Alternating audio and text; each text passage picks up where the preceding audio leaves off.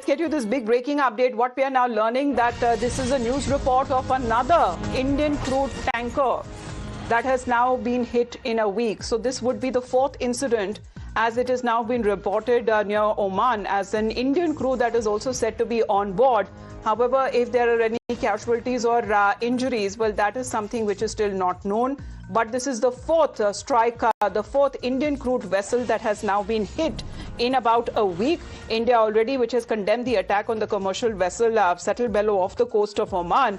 And this now is coming across as a development as far as in 4 days, 3 ships that came under strikes of the US forces. However, they were not Indian flagship but had Indian seafarers on board. Now, this is another similar ship that has now a commercial vessel that has now come under attack. Again, not clear as to how many Indian crew members were on board and if there are any casualties or any injuries that has been reported.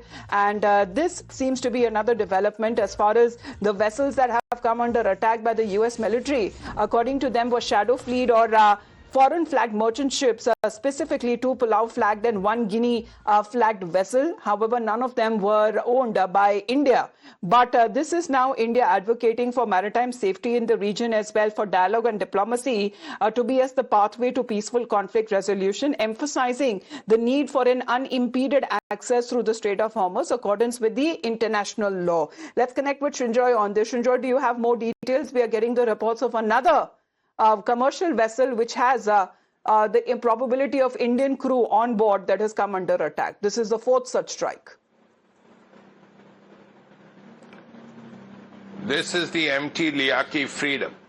This is a Marshall Islands flagged vessel. It's a tanker and chemicals carrier. Basically, it carries oil, petroleum, crude oil, and also chemicals. It's a 19-year-old ship, and it was in the Strait of Hormuz area when it was hit. What we don't know is yet if it had the number of Indian crew on the ship and if any of them have been injured. So far, we don't know about casualties.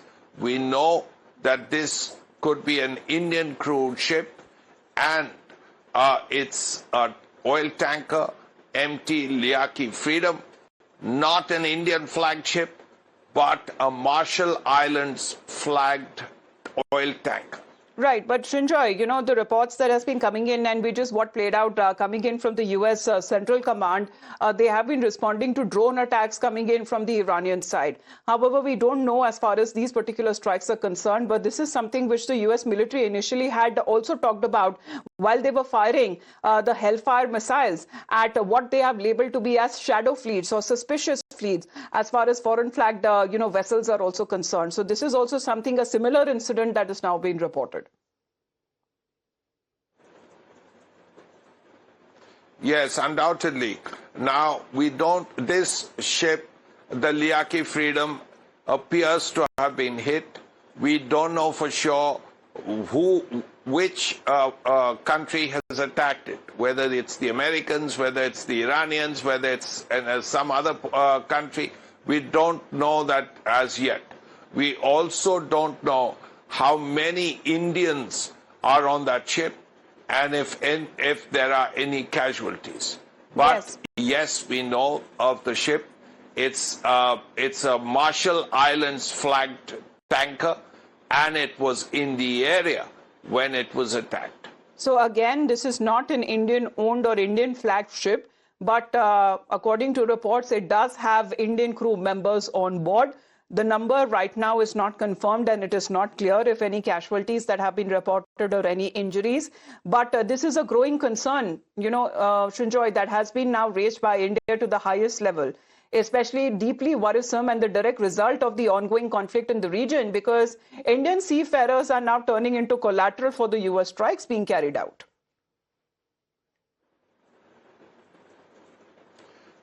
You saw S. Jaishankar, the External Affairs Minister, speaking with Marco Rubio last night. Now that clearly is a sign that things are being discussed at a very high level. Now, it is possible that Prime Minister and President Trump may meet in the G7 meeting. And we don't know as yet whether this issue will come up if and when they have a chat. But the fact that the External Affairs Minister has spoken with the American Secretary of State about this suggests India is extremely serious about it. As also the fact that the US CDA was called in twice. Now that's something unusual, because to call the US CDA twice in 2 days, it suggests that India is extremely serious about this and extremely concerned about what's happening in the Strait of Hormuz area. Absolutely, because the number of casualties, if any, is something which is still not clear in this regard. But how important it would be at this point in stage, because Prime Minister Modi will soon be leaving to attend the G7 summit, as you mentioned, Srinjoy, for India to take up this issue at the highest level. And if any response that comes from the government of India side, that would also be clearly to be noted of as to the entire zone, the Strait of Hormuz has turned into a virtually conflict zone, and there is a US naval blockade.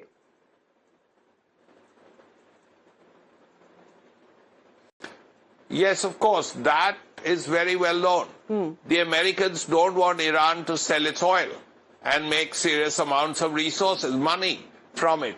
So they have blockaded all Iranian ports. Iran, even before that, had blockaded, weaponized the Strait of Hormuz and forbidden any ship, any tanker, any merchant ship to go through. This basically means that the world faced a huge shortage of crude oil and natural gas, because the ports in the Persian Gulf are of the UAE, of Qatar, of Bahrain, of Kuwait, and so on. So naturally, this is Iran putting pressure on the world, saying, fine, we have weaponized the Strait of Hormuz, let us see how much oil the world can get. So very clearly, this is a serious blockade, and ships were attacked in the past, even before these four.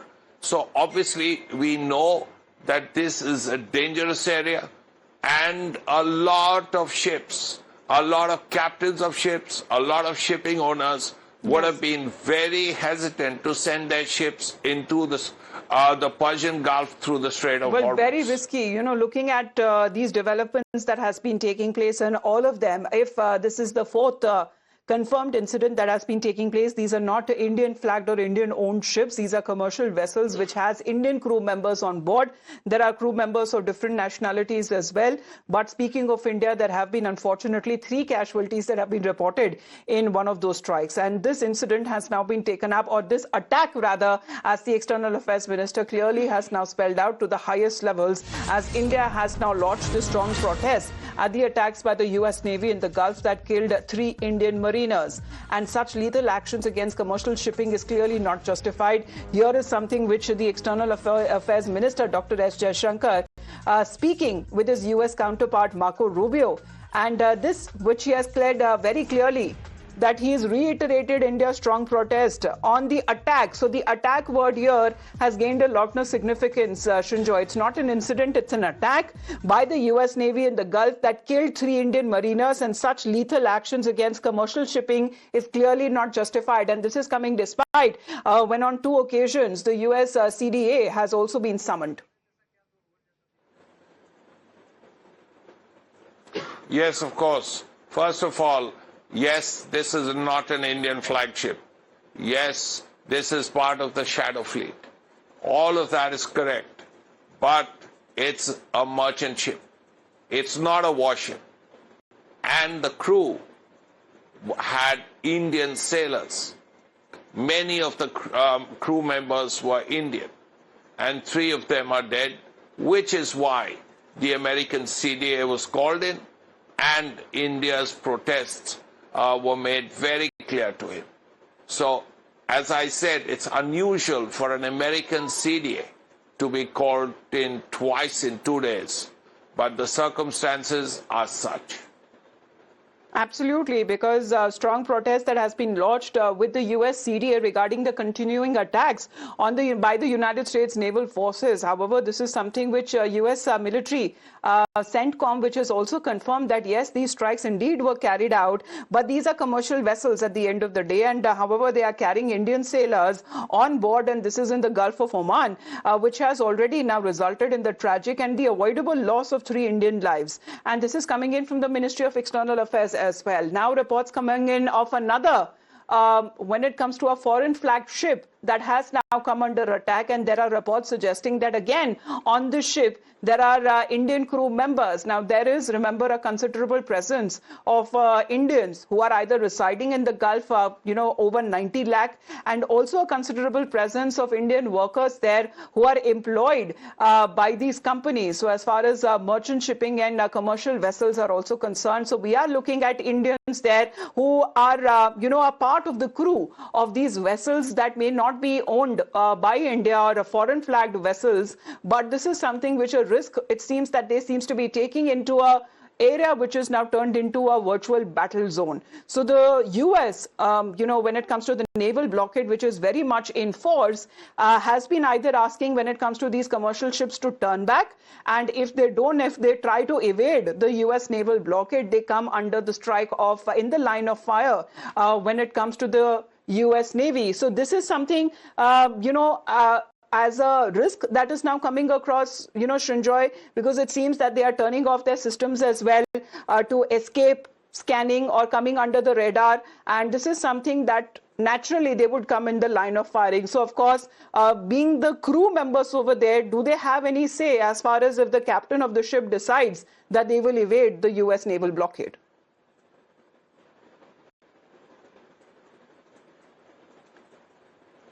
The shipping company would have told the captain would have agreed to it, and the captain would have decided to sail into the Persian Gulf through the Strait of Hormuz.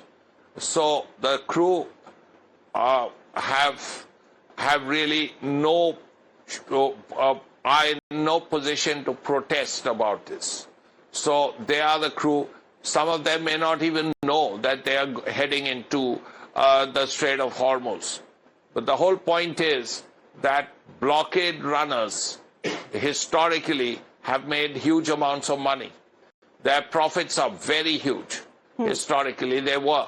So well, let me get an opinion case, from Mr. Arison Singh as well, joining us here on the broadcast. Shinjoy continues to be with us. Mr. Singh, there are reports suggesting that another foreign flagged vessel with Indian crew members on board may have come under attack, and this is now in the conflict zone near the Strait of Hormuz.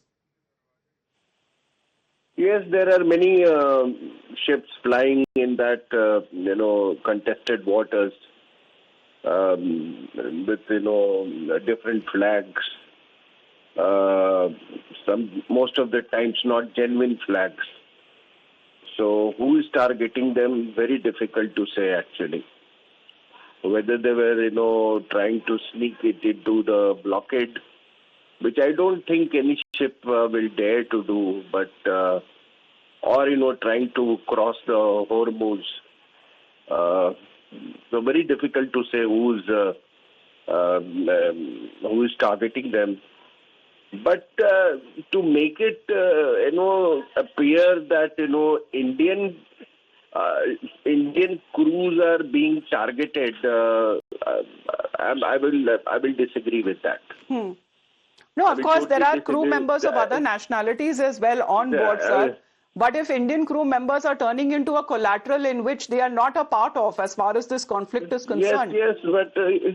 Yes, we all know that today, the Hormuz is very, very, contested.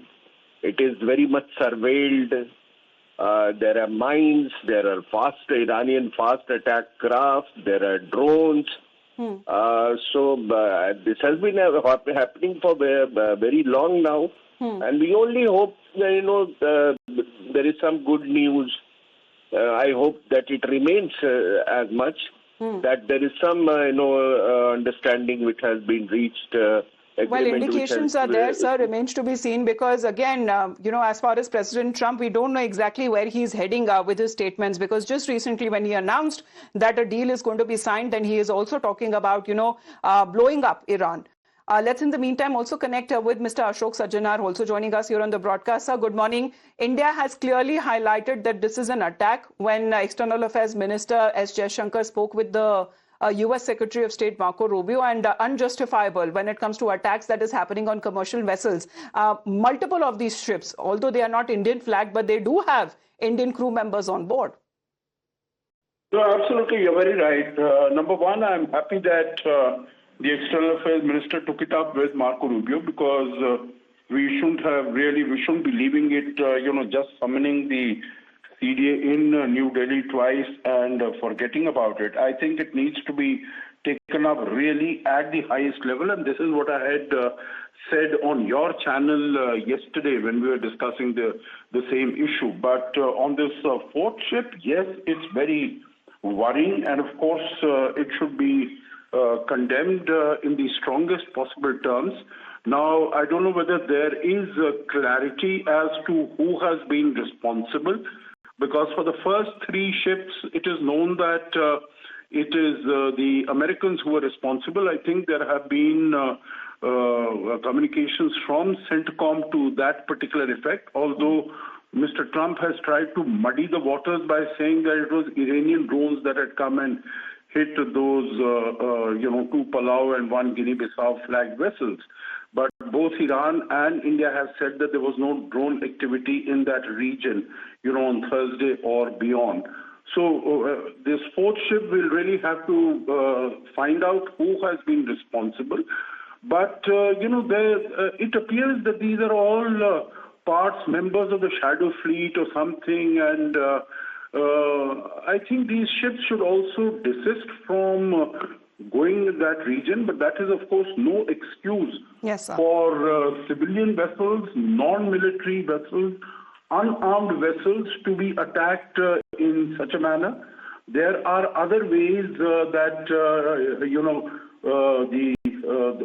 those yes, we've seen ships that have been disabled or they have been asked to turn back on part of the U.S. forces, sir. But, we don't know exactly what were they evading or trying to sneak past the U.S. naval blockade. It's still not clear.